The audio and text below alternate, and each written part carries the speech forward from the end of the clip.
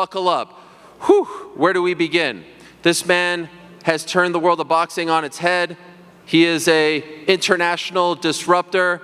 He has been involved in a feud with the world of mixed martial arts pretty much going on 3 years now, and it has been said that the man he is facing on Saturday night will be the final boss. He may have something else to say about that, but he has been on quite a roll. Of course, we last saw him back in February, and it did not go his way, but he continued to tell us, don't judge him by his wins, judge him by his losses. On Saturday, we get to judge him by how he responds to his first loss. He is the internationally known, respected, and perhaps at times, maybe not as liked as well. He is the man that they call the problem child, the star of the new Netflix documentary that just came out a couple of days ago, and dare I say was tremendous viewing as well. He is the one and only Jake Paul. Let's say hello to Jake Paul, everyone.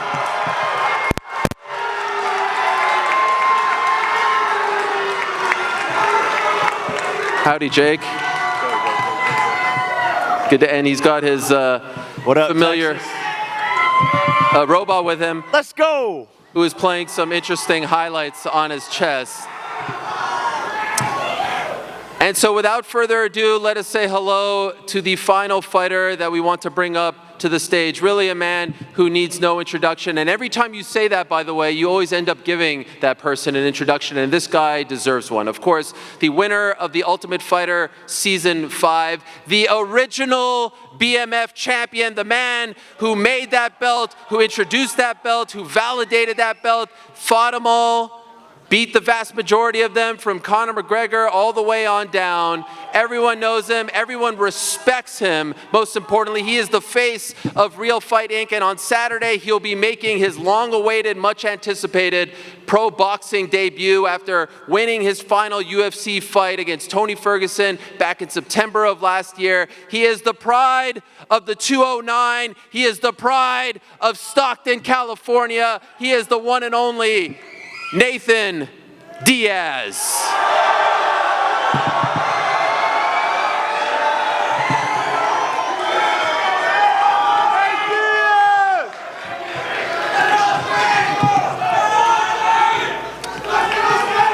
Thank you all. This is so great to be here with the four of you. Let's start with Amanda Serrano. Amanda, back in 2019, you fought Heather Hardy. You beat her to become featherweight champion. Now you're the undisputed champion. You've got so much ice over there, I could skate on it. It's unbelievable. I'm trying to be cool with the lingo. I don't know if it's working, but I'm trying my best, Amanda. Why are you fighting her again 4 years later? Heather is a great fighter. She's as tough as they come. She gave me the opportunity to become undisputed. I needed her to accomplish that dream, and I don't think anyone is more worthy than Heather Hardy to receive a six-figure payday. I have a platform. I have an amazing team that's giving me this opportunity, as well as Heather Hardy. So she's well deserving of it. Heather, big opportunity for you to become champion once again, this time undisputed champion. What is the difference between the Heather Hardy that we see today and the one that fought Amanda Serrano 4 years ago? Amanda called me out last time in 2019 to defend the title, and I didn't even think about it. I just said yes, and half my team was like, she's going to kill you, she's going to beat you, she's going to knock you out. And I went into the fight like that, and I hated myself for it, but my mama taught me you don't always get second chances, so I'm blessed. I have a second chance, and I train hard and train different for this one. Can't wait for it. Nathan, it's great to see you again, my man. A lot of love, as expected, from the Texas crowd. Yesterday, Jake told me that he considers you a bully, that he's going to bully the bully on Saturday. Can I get your response to that statement? I think he's a bully.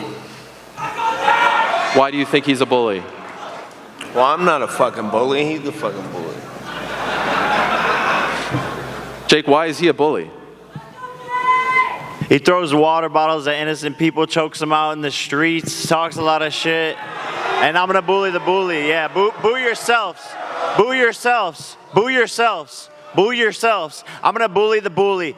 This little guy that you guys love over here, he's gonna be dead on Saturday night. I'm gonna finish his career. Yeah, boo yourselves, peasants. Fuck off. He says he's gonna finish your career on Saturday, Nate. Bully. He says that's a bully statement, that you're going to finish his career. I'm bullying the bully, 100%. That's what I just said. Is he fucking dumb? Rhetorical question. This motherfucker can't even speak. A lot has been said. The guys up there, the DAZN crew, were talking about how good you look in the ring, that you are in the best shape of your career. Do you believe that is true? And if so, what has been the difference in this camp as opposed to your previous camps? Yeah, 100%. Best shape of my life, feeling amazing. Brought in a whole entire new team, strength and conditioning, nutritionist, head coach, all of that. And I'm feeling good, you know, and when I'm in a shape like this, when I have the proper time to prepare, you're going to see a different version of the best version of Jake Paul you've ever seen. Nate, you are the face of Real Fight Inc. You've always been a real fighter, and even your biggest foes respect you because you are a real fighter. Is this man, in your opinion, a real fighter? He don't know how to defend a choke. Did you say, can he defend a choke? Can you defend a choke? Can you accept my offer to fight in MMA? But no, you're acting like a bitch still. I have $10 million for you in MMA, and you still haven't accepted it. After I fuck you up in boxing, I'm coming to MMA, and I'm fucking you up worse. I'm gonna choke your bitch ass out. Accept the offer, pussy, but you won't. You won't accept the offer. You know who the bully? You know who the bully's that bouncer right there who I smacked with a beer last time he thought he was tired. I fucking smacked that bitch in the face. That's who the bully. Fuck him, fuck you, and fuck MVP. Let's go. Fuck you too. I like it. I like it. Nate's alive. Hey, we woke the beast up. We woke the beast up. Let's go, Nate. Yes, I like it. Come on, talk your shit. Talk your shit, Nate. Talk your shit. Come on. Nate, if all goes well on Saturday, do you have any interest in fighting him again in MMA? Does that interest you at all? Yeah, we'll see what happens. So you're not done with MMA, right? Hell no. He don't want that. He don't want that. How do you expect the fight to play out, Jake? He's gonna come in swinging, doing the dumb shit that he does. I'm gonna weather the storm and knock him the fuck out. Simple and plain. He's never been hit. He's never been hit by someone like me. He's never been hit by someone like me, and I promise you that. That's why I keep on sleeping and putting these UFC champs to the canvas. Let's send it over to the media. I want to see what the media has in store for all of us. Let's see if they've got some questions for Nathan, Jake, Amanda. Let's fucking go! Let's fucking go! And I'm also curious with the Texas crowd because I was seeing a lot of love for Nathan. Now I'm seeing a lot of love for Jake. Is this Diaz country? Or is this problem child territory? Let's go, baby. Yes, sir. Feels pretty split. Feels like a 50-50 situation. All right, who's up first? I don't see...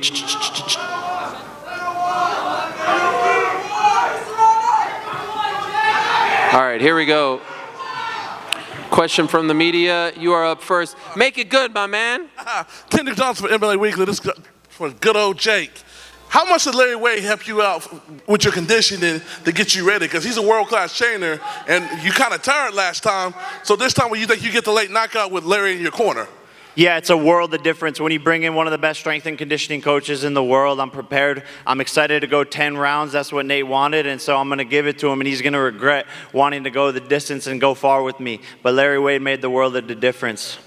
How important is it to stop him? We've seen him get choked out and all that in MMA, but he's never been knocked out. How much is it that you have to knock him out and be that guy? I promise I'm going to be the first person to make this man go to sleep. Unconscious Nate. Unconscious Nate. I promise you that. Question for both of you, and let me begin with Nate Diaz first. With all this bully talk, what happens if the two of you run into each other on a dark street and there's nobody around? In real life, no cameras, what happens then? Nate Diaz, you go first.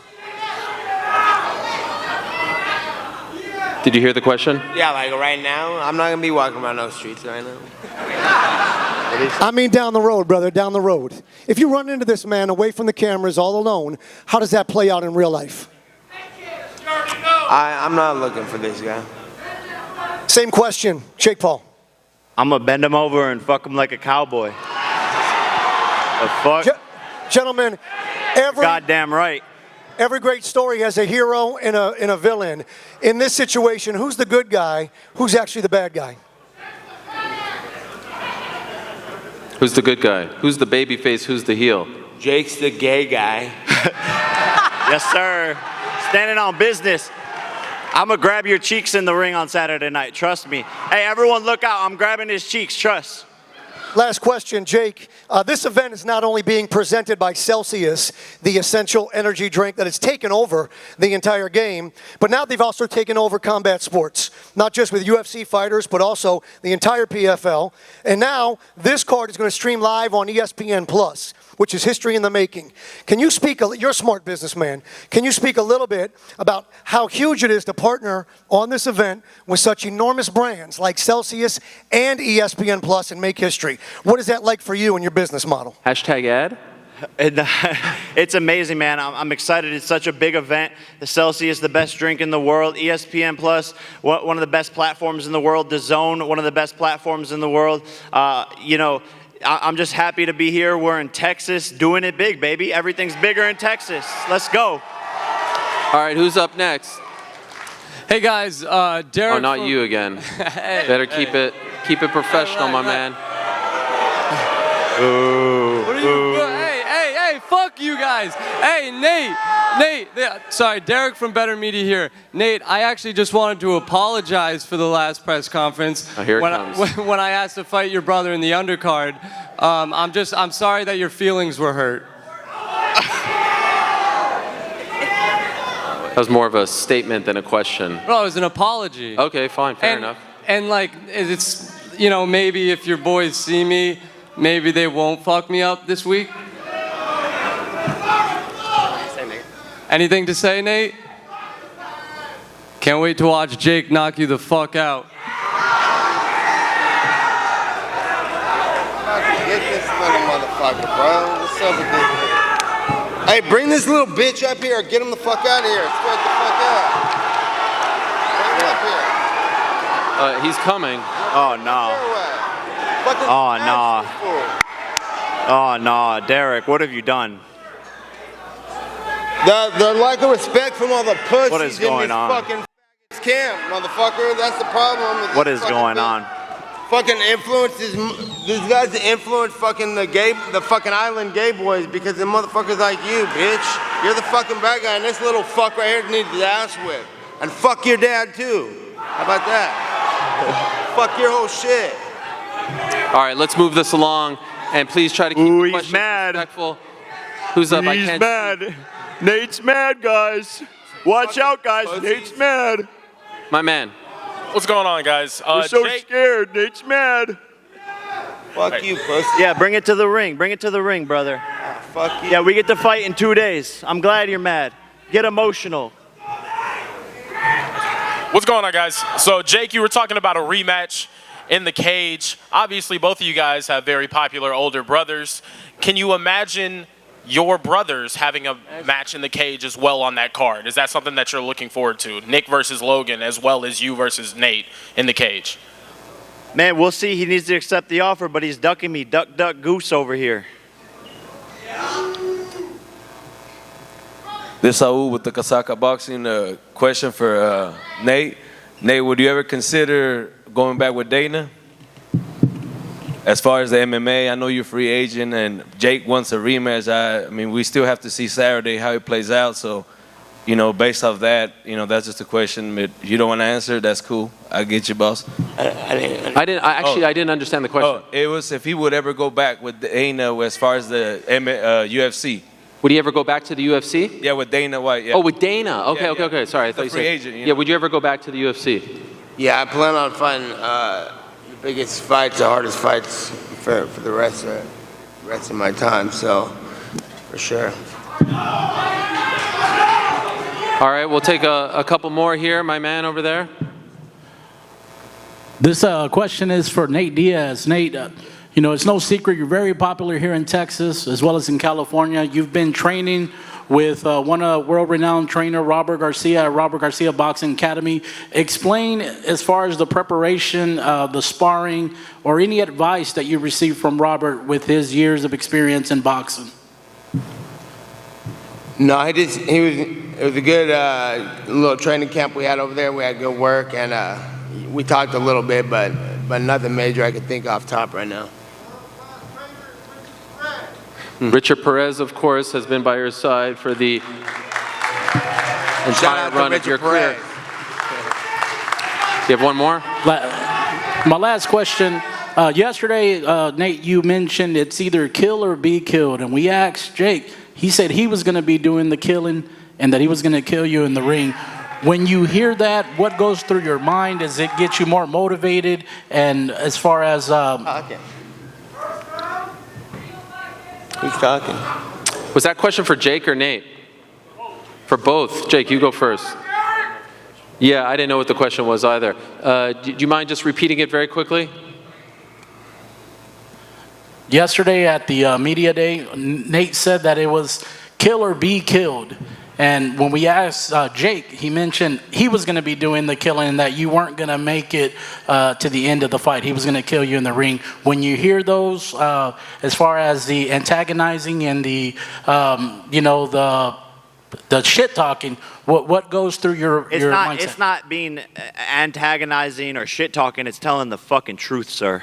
I'm killing this man. I'm killing this man. I'm telling the truth, sir. All right, there's one last one. You get the final word. My question is for everybody on the panel. How excited are you guys to perform for this amazing Dallas crowd? Heather, you go first. Super excited to be the undisputed champion, and I'm gonna leave undisputed champion here in Dallas. Sorry, Amanda. Heather, do you want to say something about fighting in front of the Dallas crowd? I'm excited. Okay. I think you guys are excited too. I'm excited, man. I'm a ball on his face like Luka Doncic dropping 40 on his face. Final word to you, Nate? Luka Doncic on his head ass. A man of few words. All right, we're going to face off the fighters now, so stay tuned for that.